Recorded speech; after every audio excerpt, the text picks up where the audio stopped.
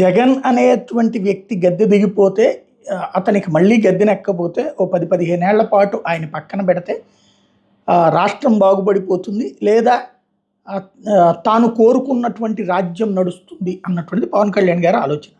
అందుకోసం అవమానాల్ని దిగమింగుకుంటారు, ఆవేదనల్ని తట్టుకుంటారు, ఇవన్నీ నోట్ చేసుకుంటారు. కరెక్ట్గా ఎప్పుడన్నా వీళ్ళిద్దరి మధ్యన తేడా వచ్చి జగన్ ప్లేస్లో తను వచ్చి చంద్రబాబుకి ప్రత్యర్థి, అప్పుడు లోకేష్ అవుతారనుకుంటా, లోకేష్కి ప్రత్యర్థి కావాలనుకున్నప్పుడు ఈ టాపిక్స్ అన్నీ ఉంటాయి.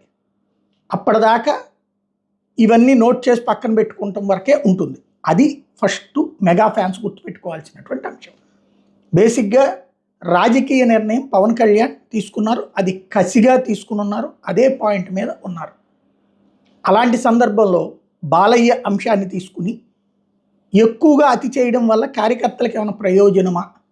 ఎందుకంటే చిరంజీవి గారు మాట అయిపోయింది, కామెంట్ ఇచ్చేశారు, అయింది, అది వచ్చేసింది. నాగబాబు గారు సైలెంట్గా ఉన్నారు, పవన్ కళ్యాణ్ గారు సైలెంట్గా ఉన్నారు. అట్ ద సేమ్ టైం నిన్న కొంతమంది మెగా అభిమానులు లేదు కేసు పెడతాము, తర్వాతన రాష్ట్ర వ్యాప్తంగా కేసులు, అసెంబ్లీలో మాట్లాడిన దానికి కేసులు చెల్లవు. రెండవది దుర్భాషలాడలేదు, బూతులు తిట్టలేదు, లేదంటే కనుక ఇంకొక పదప్రయోగం ఏమీ చేయలేదు. వెటకారంగా అన్నారు అన్నటువంటిది కూడా ప్రూవ్ చేయలేదు దాంట్లో. ఎందుకంటే ఆయన మనసులో అది ఉంటుంది, ఏది ఒక సహజ సిద్ధమైనటువంటి దాన్ని ఏమంటారు, ప్రొఫెషనల్ జెలసీ ఉంటుంది. రెండవది వచ్చేటప్పటికి సీనియర్ మోస్ట్ అయినటువంటి తనని పక్కన పెట్టారు ఆ రోజున అన్నటువంటి ఒక ఈగో క్లాష్ కూడా ఉంటుంది.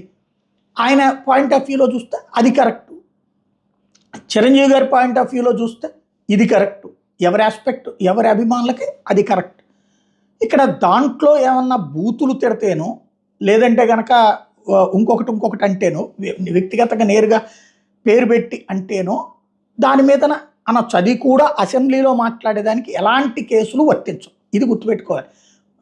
ఇప్పుడు బాలయ్య అభిమానులకు ఫీలింగ్ ఎట్లా ఉంటుంది, ఇది కావాలని చేపిస్తున్నారు, వాళ్ళు ఏదో కేసులు పెడుతున్నట్టు, చిరంజీవి ఏదో ఆపుతున్నట్టు, అది ఏం జరగదని తెలియదా? ఎందుకంటే వాళ్ళు రాజకీయాల్లో పండిపోయిన వాళ్ళు. బాలయ్య అభిమానులు అంటే తెలుగుదేశం మనస్తత్వంతోనే ఉంటారు.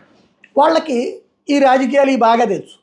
ఏమి అసలు కేసు అనేదే అబ్బూసు, ఎవడు పెట్టడు, ఎవడు తీసుకోడు, తీసుకున్న జోకు అది కామెడీ తెప్పించలేదు, అది చెత్తబొట్ల వేసే వినతపత్రంలాగా ఉంటుంది, కానీ అది కేసు కట్టేది కాదు అన్నది తెలుసు. వాళ్ళ ఫీలింగ్ ఎట్లా ఉంటుంది? ఇప్పుడు మొన్న బాలకృష్ణ యూత్ రాశారు చూడండి, వాళ్ళు తిట్టినట్టు మీరు కంట్రోల్ చేసినట్టు అనేటటువంటి తరహాలో వ్యవహరిస్తున్నారనేటటువంటి ఫీలింగే ఉంటుంది ఇక్కడ. అంటే నేరుగా చిరంజీవి మెగా కుటుంబం ఏం చేయకుండా అభిమానులతో తిట్టించి దాన్ని కవర్ చేసుకొస్తారు వీళ్ళు అనేటటువంటిది వాళ్ళ ఫీలింగ్ ఉందన్నది మొన్న ఆ లెటర్ ద్వారా అర్థమవుతుంది.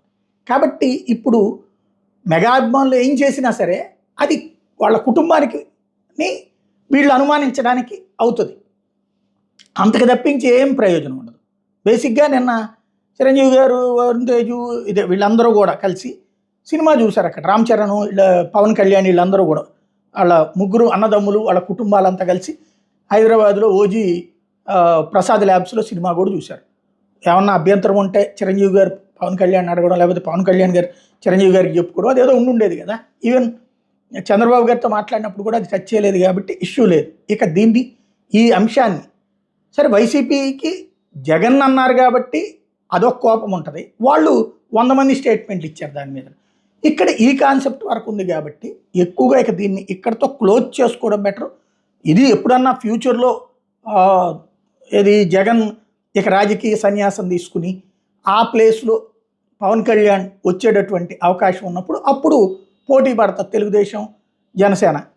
ఆ టైంలో ఈ కాన్సెప్ట్ అన్నటువంటిది మాట్లాడతారు. ఆయన ఎలా మాట్లాడతారో తెలుసు కదా, అవమానించారు మమ్మల్ని, లేకపోతే ఏంటి అనేటటువంటిది ఏ స్థాయిలో బిగదీసి సీరియస్గా మాట్లాడతారు కదా, అది భవిష్యత్తులో మాట్లాడడానికి అవకాశం ఉంటుంది తప్పించి ఇప్పుడైతే కూల్గా ఉండటం బెటర్.